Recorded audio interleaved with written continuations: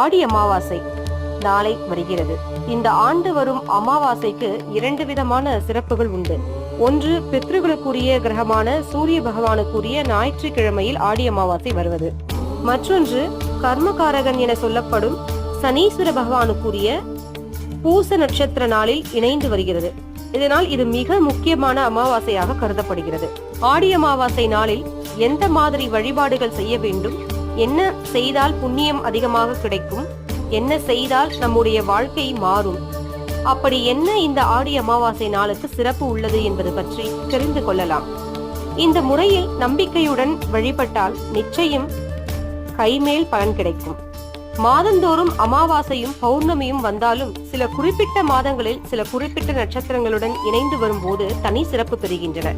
இவற்றில் அமாவாசை என்பது முன்னோர்கள் வழிபடுவதற்கான நாளாக நம்முடைய முன்னோர்கள் வகுத்து வைத்துள்ளனர்.